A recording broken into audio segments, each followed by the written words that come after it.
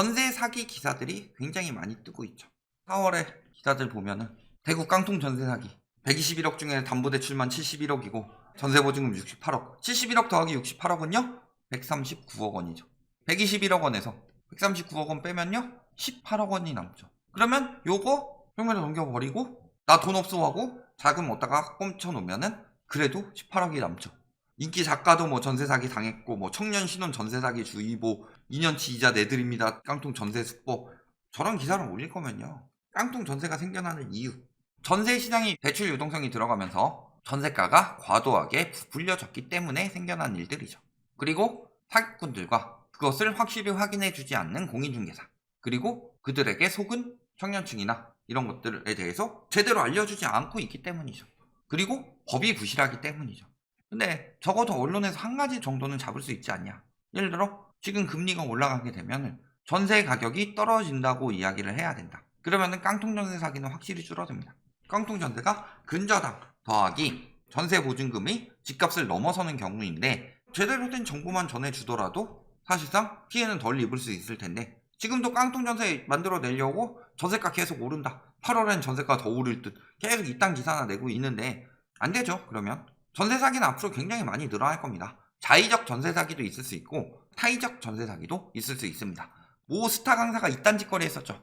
전세가를 굉장히 높은 걸 갭투기 해놓고서 요게 수익을 보면은 팔아치우고 떨어지게 되면은 세입자에게 떠넘겨라. 이따위 강의를 한 쓰레기 강사도 있었다. 방송에 나오니까 지는 안 그랬다, 그런 강의 한 적 없다 이야기를 하지만 앞으로 이런 전세 사기들은 많이 늘어날 수밖에 없다. 그렇다면 왜 전세 시장이 위험하고 전세 사기가 왜 늘어나는지 이런 부분을 봐야 되겠죠. 작년에 2030 갭투기가 유독 많았다. 그 이유는 뭐 때문이에요? 안 사면 벼락거지 되니까 그들이 대신 받아주면서 가격이 버티고 있는 거예요. 지난해 뭐 30%에서 40% 해놓고 중소형 아파트는 뭐 50% 달았다 해놓고서 뭐예요?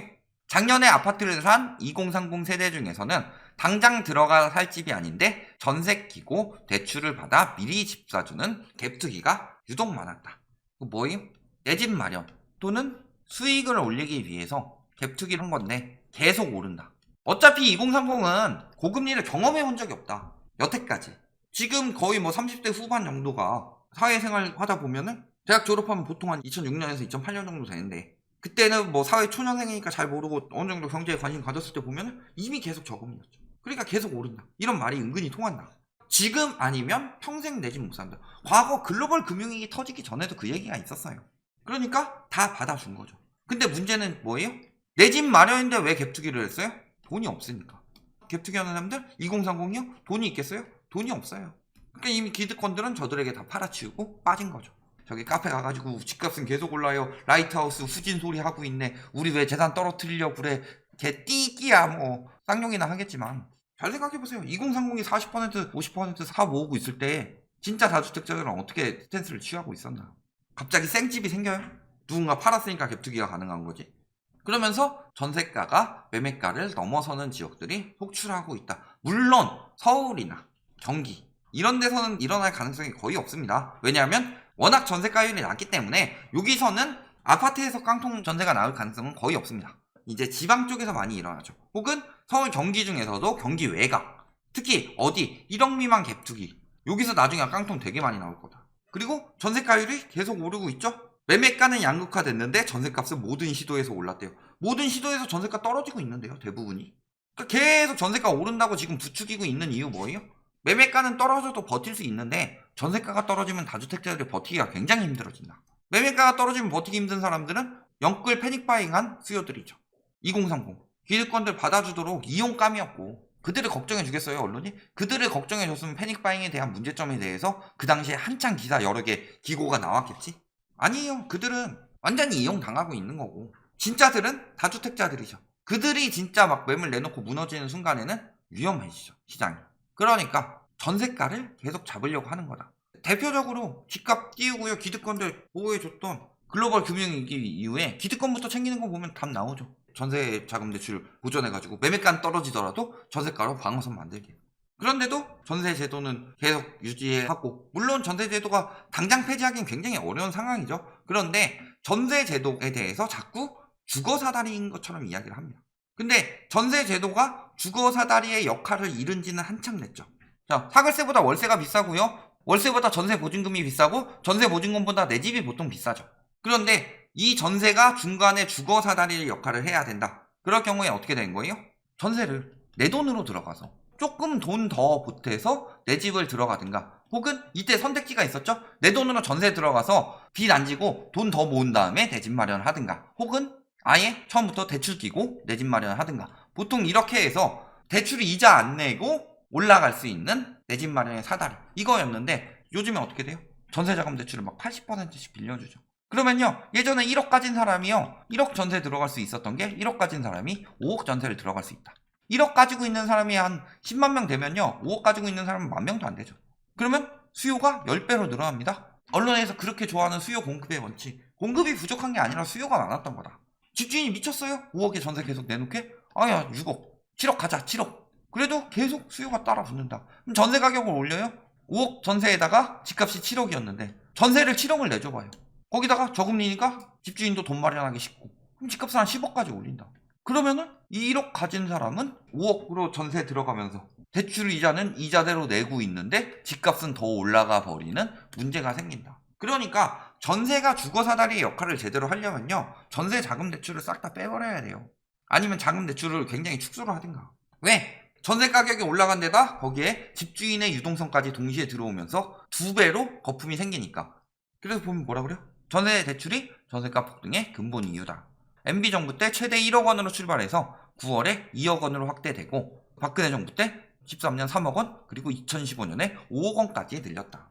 그러니까 당연히 전세 시장에 거품이 낄 수밖에 없죠. 주거사다리의 역할을 잃었다. 전세는 오로지 월세 사는 사람이 대출받아서 플러스 저금리가 겹쳤죠.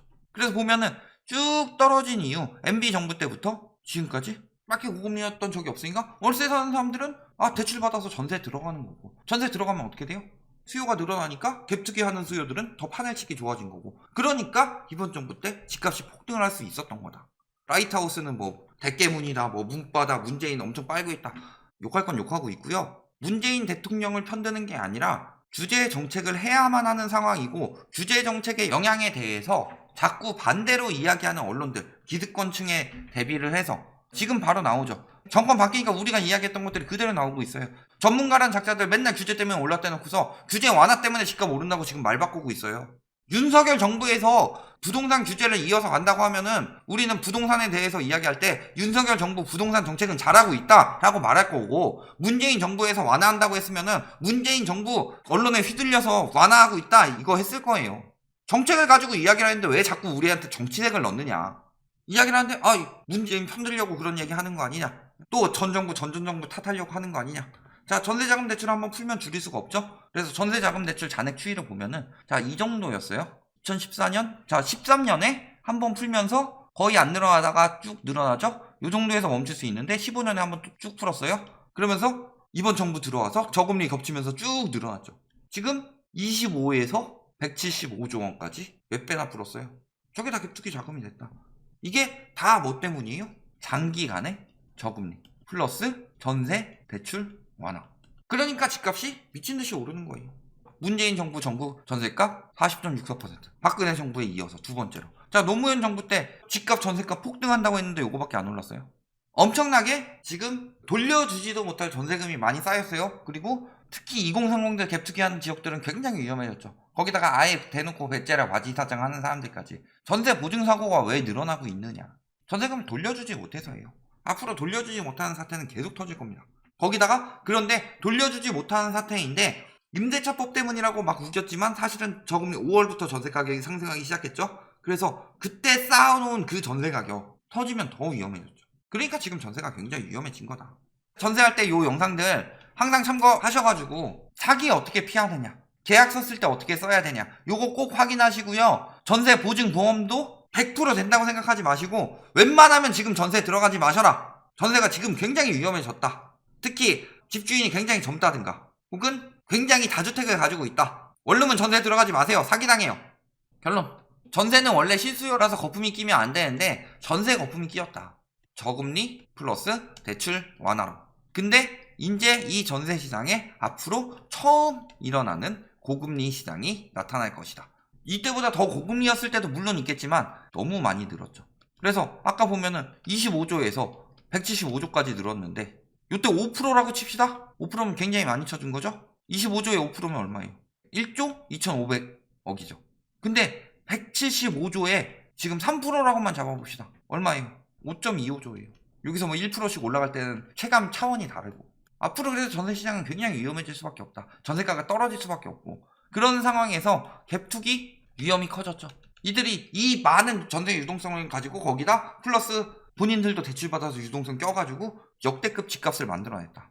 터지게 되면요, 이들만 뒤집어 쓰는 게 아니라 위험한 전세에 들어간 전세입자들도 뒤집어 쓸 수 있다. 그렇기 때문에 지금 매우 위험하다. 항상 들어가실 때 계약서 꼼꼼하게 확인하실 거 다 확인하시고 저 영상들 한번 확인해 보시고요. 무리하게 대출받아서 전세에 들어갈 바에는 차라리 월세 가는 게 낫다. 여기까지 말씀드리겠습니다.